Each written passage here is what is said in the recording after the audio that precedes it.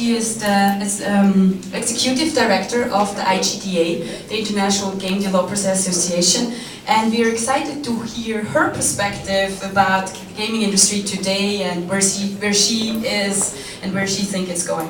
Thank you so much, Kate. And she will be the host for the whole evening. Great, thank you. Pardon me. I'm sorry I'm late, so hopefully you got an extra networking time while I was trying to scramble over here and find a taxi. Anyway, so yeah, I am the executive director, and sorry for the fonts, I use Windows, not Mac, but that's okay. I worked at Microsoft for 13 years, and just to give you a little context, I'm actually a geographer who's worked in the game industry for about 18 years. And at Microsoft, but where I was, I created an internal team called Geopolitical Strategy. And so my job was to help Microsoft avoid making political and cultural mistakes in all of their products. But when the game studio got started, they fell under my responsibility as well. And so I worked pretty much between 95 and 05 when I left. I worked on pretty much every first-party game that Microsoft made. All the Halos and Age of Empires and all that stuff. So I've got some perspective on the international dimension of the game industry. It's very important to me, as you can imagine. So I just want to talk a little bit first about the IGA. If you don't know what the International Game Developers Association is, it's the world's largest professional association for game developers. We have roughly about 8,000 members worldwide. We have about 125 chapters worldwide. We have about 25 special interest groups that are divided along functional lines like writing, programming, localization, all that kind of stuff. We also have groups that are like the Women in Gaming SIG, LGBT SIG, and so on and so forth. So we've got a lot of different groups. Our mission is unlike trade associations that exist in a lot of countries that represent the businesses in the game industry. We represent individual developers and their concerns and where they want to see in the game industry. And so some of our top priorities is that we advocate on key issues, like, for example, crunch time. A lot of complaints in the game industry from developers that companies make them work 18 hours a day. They make them work these ridiculously long hours. And that's something very concerning to us. Or like here in the US, we constantly have to deal with the issue about gun violence in video games and how that affects the game industry and how that affects us as individual developers. So we have to deal with that as well. And we speak up from the individual developer's perspective and how they feel about that. We exist for networking and community. We encourage professional development. We encourage developers to understand that they're not the best in the world, and sometimes we deal with creative egos. But you know, we want them to get better at what they do. We want them to help others get better at what they do. Like we have a scholars program, for example, that helps university students get introduced to the game industry. And here at GDC this year, we've got, I believe it's 15 scholars who are here from different universities around the world to experience the game industry. And of course, international reach. It's part of our name. It's something that's really important to us because we want to connect game developers worldwide as a unified group. We all have our differences based on locale, which is great because that's important, but we also share the same passion for making games. One of the things, and I'm sorry the font got kind of screwed up, one of the things that we're doing as an organization today is we're launching what we're calling the Developer Satisfaction Survey, because one of the things that's really lacking is knowledge about who game developers really are. You know, what are their demographics? What kind of issues are really important to them? We hear a lot of things in the media that we think game developers are, or what they like, or what their concerns are, but we're actually launching a survey that's running for 6 weeks. And so I encourage you to spread the word far and wide. We want it international. We want as many people to take this as possible, people who work in the game industry. And you can see there by E3 week, we're going to release kind of a preliminary report, and then we're going to release more detailed reports after that. So this is some recent data from the NPD group, which is showing the average hours per week spent gaming. Now this is only for the US, but this is kind of, I've seen similar data. It's a bit older for other countries, and so basically what we're seeing is that people are playing games more. And we can probably surmise that just from anecdotal evidence in our industry. But what it's saying is that gaming is not slowing down.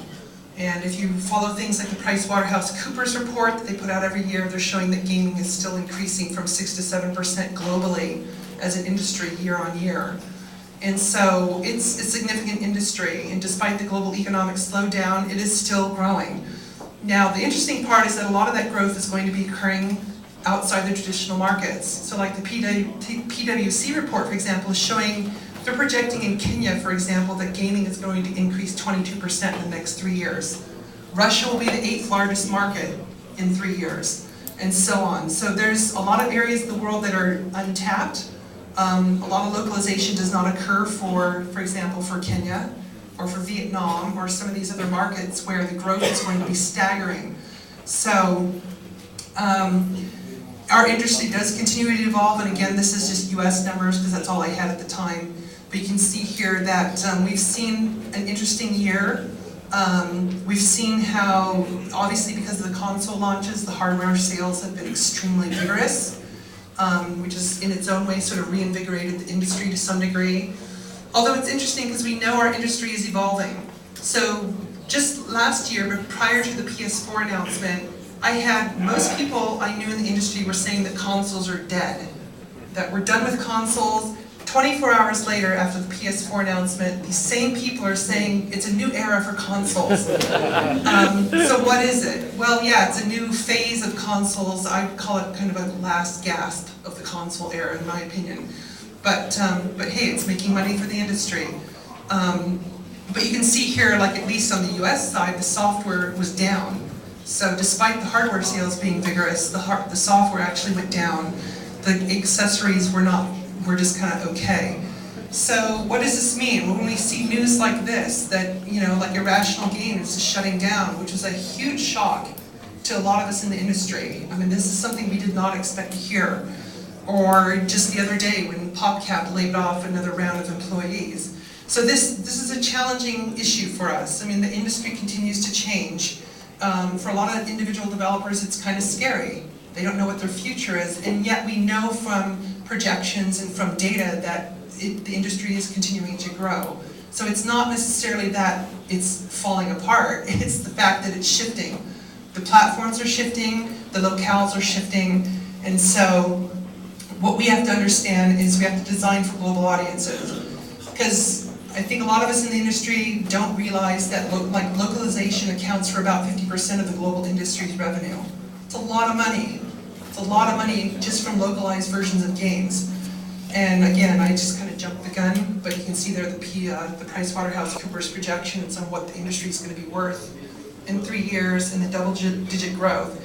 So basically it underscores the issue that for us as an industry, international is going to be our future existence. And whenever I go around the world talking to different developer groups, whether they're indies or AAA studios, I always emphasize to them that you have to design for a global audience. You don't design for like the US and then localize. You don't design for Germany and then localize. You design for global consumption. And that puts a bigger burden on the developer to think outside of where their normal context for development. So they have to, it pushes them, it's challenging them, but at the same time, I think that's going to be better for all of us if we take that approach and really kind of think that we are designing for a global consumption market. There will always be the opportunity to culturalize games at a local level, and there should be. We should be doing stuff like that. We should be taking the opportunity to do what I call proactive culturalization and put things in games, you know, for different versions, for different languages or different markets that make the game feel more local. We have the technology to do that pretty easily. And there's a lot of great examples of that in our industry. I just don't think it's done enough. And so that's basically what I wanted to say about that. Just briefly, a few words. And I think that's it for me. So.